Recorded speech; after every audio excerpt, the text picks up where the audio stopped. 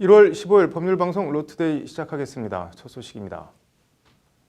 양승태 전 대법원장이 오늘도 검찰에 소환돼 조사를 받았는데요. 검찰은 1차 소환 때만 소환 사실을 공개했고 이후 2차, 3차 소환은 비공개로 진행했습니다. 관련해서 검찰 포토라인과 관련한 토론회가 오늘 대한변협 주최로 열렸습니다. 피의자 인권 침해인지 국민의 알 권리 측면에서 불가피한 측면이 있는지 열띤 토론이 오갔다고 하는데 토론회 현장을 장한지 기자가 다녀왔습니다. 오늘 토론회에선 지난 11일 검찰에 공개 소환된 양승태 전 대법원장이 검찰 포토라인에 멈춰서지 않고 그대로 검찰청사로 들어간 이른바 검찰 포토라인 패싱 논란으로 시작됐습니다. 제가 구독하는 신문에는 또 포토라인 패싱 논란이 있다라는 보도가 있었습니다. 어쨌든 이것은 포토라인이라는 것이 매우 확고한 제도로, 어떻게 보면은 사람들이 중요하게 생각하는 제도로 정착되었다는 것을 잘 보여주는.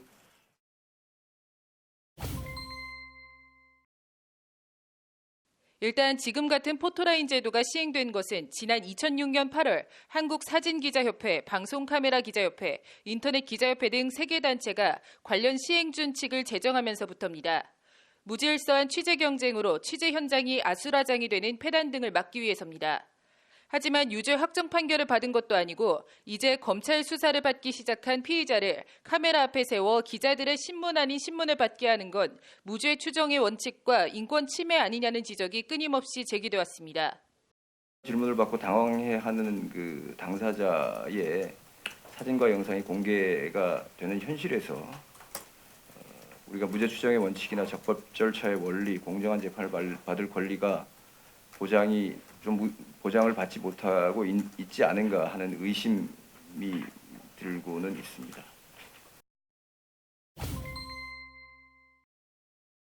찍히지 않을 권리, 초상권 침해도 해묵은 논란입니다. 포토라인에 서지 않고 그대로 통과하는 등 초상이 찍히는데 거부 의사를 분명히 한 경우 언론이 이를 촬영해 내보낼 수 있는지는 큰 논란이 아닐 수 없습니다. 스스로 촬영되지 않도록 마스크를 착용하거나 아예 그런 곳은 접근하지 않는 적극적 자기 방어 행위를 해야 촬영 거부 의사로 해석하고 있다. 아주 소극적인 자기 촬영 거부가 아니라 적극적인 자기 보호, 이런 거부 의사를 요구하고 있고요. 이런 논란에도 포토라인이 유지되고 실행되는 건 국민을 대신해서 묻는다는 언론의 공익적 측면, 이른바 국민 알 권리 충족을 위해선 어느 정도 불가피한 측면이 있다는 것이 토론회 참가자들의 인식입니다.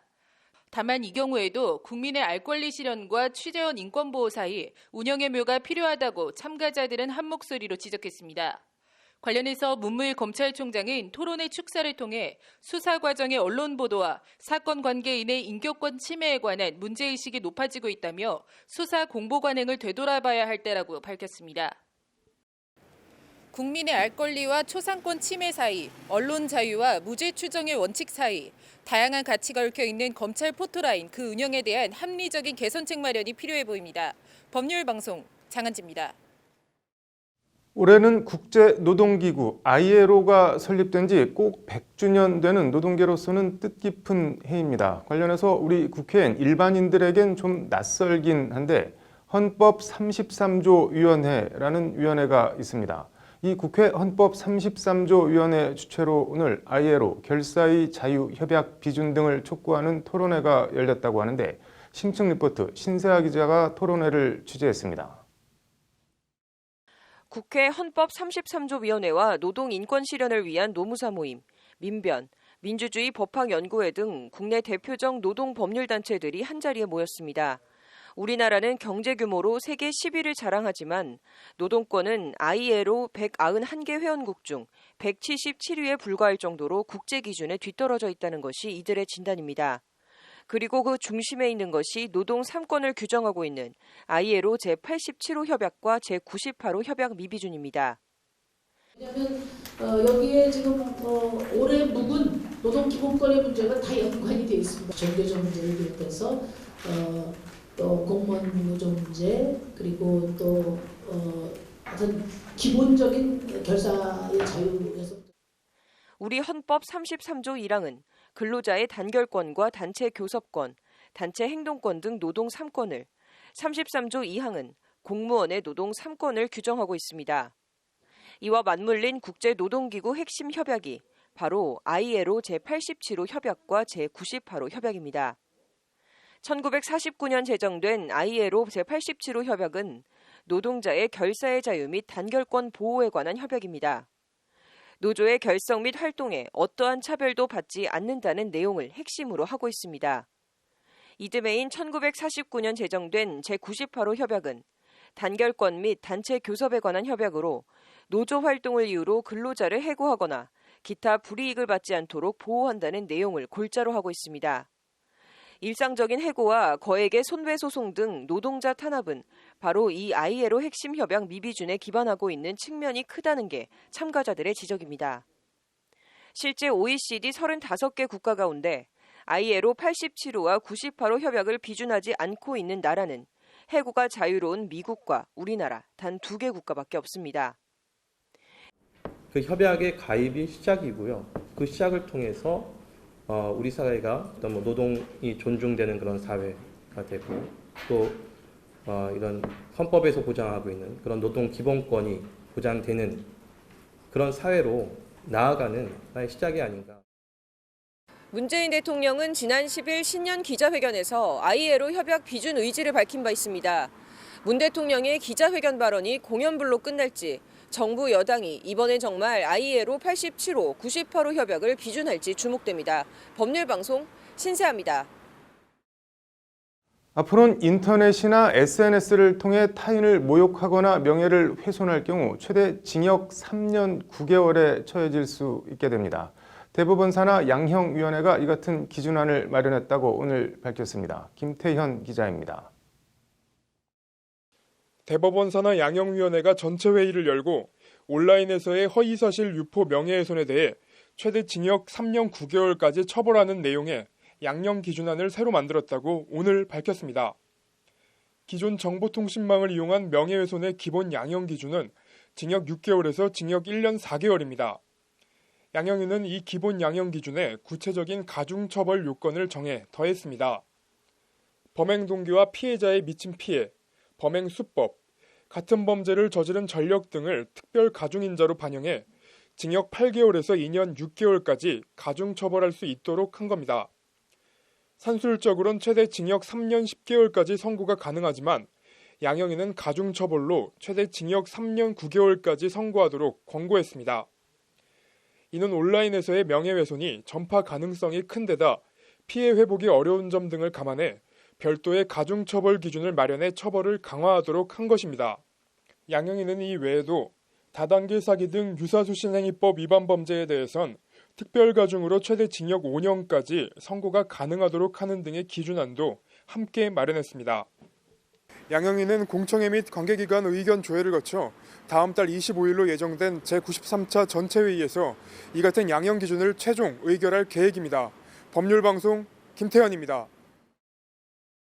네, 양 전 대법원장 관련한 얘기 더 해보겠습니다. 남승환 변호사의 시사 법률입니다. 남 변호사님, 어제에 이어 오늘 이틀 연속 지금 조사를 받고 있죠? 네, 서울중앙지검의 수사팀은 15일 오늘 오전 9시 30분부터 직권남용 권리행사 방해죄 등으로 3차 신문을 진행 중에 있습니다.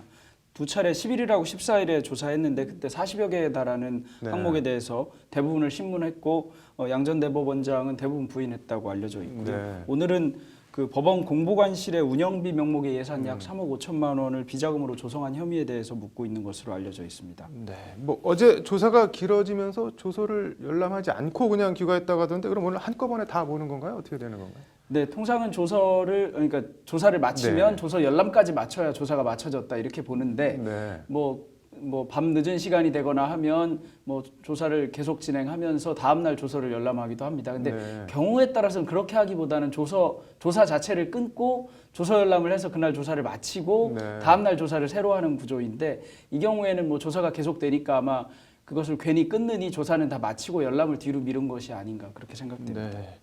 조서를 검토한다고 하는데 정확히 뭘 어떻게 한다는 건가요? 이제 조서라고 하는 것이 네. 이제 신문 조서인데요. 신문 네. 조서의 경우에는 문답의 형태로 됩니다. 네. 그러니까 묻고 답하고 묻고 답하고 이런 구조인데 물은 것에 대한 답이 제대로 되어 있는지 내가 네. 진술한 대로 되어 있는지 검토하는 거 이걸 이제 조서를 열람한다고 하는데요. 네. 통상 조서 열람 뭐 검찰이나 경찰에서 조사를 받아보면 조서 열람을 하게 되는데 네. 그때 조서 열람을 해보신 분들은 사실 그렇게 긴 시간 조서 열람을 하지는 못합니다. 네. 사실 이렇게 길게 열람하는 경우가 많지는 않습니다. 1차 조사 경우에는 뭐 점심시간까지 포함해서 11시간 조사받고 조서만 이튿날 다시 나와서 합치면 13시간, 그러니까 조사받은 시간보다 조서를 검토한 열람한 시간이 더 긴데 이건 그럼 상당히 이례적인 거네요? 네, 굉장히 이례적입니다. 이제 네. 양전 대법관 같은 경우에는 초임 판사 시절 이외에는 계속해서 다른 판사들이 쓴 것만 검토하고 쓴 거를 네. 검토하고 수정하시던 일을 계속 하셨으니까 조서 열람도 마치 그런 식으로 혹시 검토하시고 수정하신 것이 아닌가 저는 이런 생각까지 드는데 그럼에도 네. 불구하고 이렇게 길게 열람하신 이유는 당연히 재판을 대비하고 있다고 보여지고 네. 경우에 따라서는 뭐 조서를 암기하고 있는 것이 아니냐 이런 얘기까지 나오고 있습니다. 네. 그 귀가했다가 이튿날 스스로 검찰청사에 다시 나와서 조서를 10시간가량 보고 다시 돌아갔는데 이게 뭐 일반인 같은 경우도 조사 받고 집에 갔다가 그 다음날 와서 나 조서 좀 다시 보게 해주십시오 하면 다 보여주는 건가요? 어떻게 되는 건가요? 만약 그 전날 조서 열람까지 마치고 날인까지 하고 기명했다면 다음날 다시 보여주시오라고 한다고 해서 다시 보여줄 네. 가능성은 별로 없고요. 다만 다음날 조사를 새로 하면서 다시 네. 조사를 하면서 전날 이렇게 당신이 말했는데 거기 이게 조서의 취지가 맞냐 이러면 그거를 그때 다시 보기는 할 수 있습니다. 네. 그 경우에도 상당히 짧게 봅니다. 네. 아무튼 뭐 수사는 거의 마무리되고 하고 있는 것 같은데 영장 청구나 발부 가능성 전망해 본다면 어떻게 보시나요? 영장은 뭐 청구할 가능성이 아주 높아 보입니다. 네. 검찰이 혹시 이미 기각된 전 대법관의 영장도 함께 청구한다면 네. 그 경우에 3명을 전부 다 기각하기는 법원으로서도 어려운 일이고 네. 또 공모관계와 관련해서 전 대법관 2명의 영장을 기각한 이유와 양 전 대법원장의 영장을 기각하면서 같은 사유를 기재하기 어려울 수도 있어서 네. 뭐 적어도 3명을 다 청구할 때 일부는 발부될 가능성도 좀 예상할 수 있을 것 같습니다. 뭐 전직 대법원장 상대 수사님만큼 만만치는 않을 거라는 예상을 했는데 양 전 대법원장이 생각보다 훨씬 더 꼼꼼하신 것 같네요. 오늘 잘 들었습니다. 다음 소식입니다. 성주체성 장애라는 단어를 들으면 어떤 뜻이 연상되십니까? 일단 장애라는 말이 들어가니까 뭔가 불능이 연상되기도 하고 대체적으로 무슨 뜻인지 명확하지 않고 모호합니다. 우리 법령에 이 성주체성 장애라는 표현이 나온다고 하는데요. 어떤 뜻일까요? 법률용어 이제는 바꾸자. 이현무 기자입니다. 지난 2016년 개봉한 이재용 감독의 죽여주는 여자라는 제목의 영화입니다. 우리 사회에 뿌리 깊게 박힌 편견을 어둡지만 담담한 시각으로 풀어낸 영화입니다. 영화 속에서 트랜스젠더로 나오는 배우 안아주는 실제 트랜스젠더인 사실이 밝혀지면서 영화 팬들 사이에서 화제가 되기도 했습니다. 이재용 감독은 안아주 캐스팅에 대해 인터뷰를 통해 관객들이 트랜스젠더 역시 사람이고 우리의 이웃임을 깨닫게 되길 바란다고 말한 바 있습니다. 관련해서 세계보건기구 WHO는 지난해 6월 그동안 정신질환으로 분류해왔던 트랜스젠더를 국제질병분류 항목에서 삭제한다는 방침을 밝혔습니다. It was taken out from mental health disorders because we had better understanding that this wasn't actually a mental health condition and leaving it there was causing stigma. 이와 관련 우리 법령에도 트랜스젠더와 관련된 표현이 나옵니다. 국방부령인 병역판정 신체검사 등 검사규칙 제8조 검사의 방법 6항 성주체성 장애 및 성선호 장애를 보이는 사람에 대하여는 개인별로 칸막이를 하고 검사할 수 있다는 조항이 그것입니다. 여기서 성선호 장애는 어린아이나 여성의 속옷 등 특정 대상의 성적으로 집착하는 넓은 범위의 성도차증을 지칭하는 말입니다. 그리고 성주체성 장애는 다름 아닌 트랜스젠더를 지칭하는 표현입니다. 트랜스젠더는 태어난 육체적인 성과 정신적인 성 정체성을 반대로 생각하는 사람들로서 성 전환을 한 사람과 하지 않은 사람 모두를 포괄하는 개념입니다. 미국이나 유럽 일부 국가에선 제3의 성이라고 불리기도 합니다. 소수자 인권 차원에서 이를 장애로 적시해 표현한 국방부령은 문제가 있다는 지적입니다. 트랜스젠더가 자기의 태어난 성별과 다른 성별 정체성을 갖고 있으면 이게 뭔가 정신장애 진단을 받아야 되고 뭔가 치료가 돼야 되는 약간 뭔가 비정상적인 그런 것으로 인식이 되게 한다는 점에서 좀 이제 되게 어떤 사회적인 낙인, 차별 이런 걸 불러올 수 있는 그런 좀 용어라고 할 수 있죠. 성주체성 장애가 차별적 용어라는 지적에 대해 국방부 관계자는 특별히 드릴 말씀이 없다고만 밝혔습니다. 트랜스젠더를 군에 보내야 하는지는 논외로 하더라도 이를 장애로 적시한 국방부령은 국제기준 권고 등에 비춰보면 부적절하다는 지적입니다. 추후 용어 변경에 대한 논의가 필요해 보입니다. 법률방송, 법률용어 이제는 바꾸자, 이현무입니다. 이어서 법조계 소식 전해드리겠습니다. 이른바 적폐청산 등 특수수사가 집중된 서울중앙지검 검사 정원이 15명 더 늘어납니다. 법무부는 검사 정원 40명 증원을 골자로 하는 검사정원법 시행령 개정안을 오늘 입법 예고했습니다. 검찰이 오늘 SK케미컬과 애경산업, 이마트 본사 등 가습기 살균제 제조, 유통 관련 업체에 검사와 수사관을 보내 제품 제조 관련 문서와 판매 자료 확보 등을 압수수색하며 가습기 살균제 수사 재개에 착수했습니다. 심석희 선수 성폭행 혐의를 받는 조재범 전 코치에 대한 경찰의 첫 피의자 조사가 오는 18일 이뤄집니다. 조 전 코치에 대한 조사는 상습 폭행 혐의로 1심에서 유죄를 받고 수감된 수원구치소에서 이뤄집니다.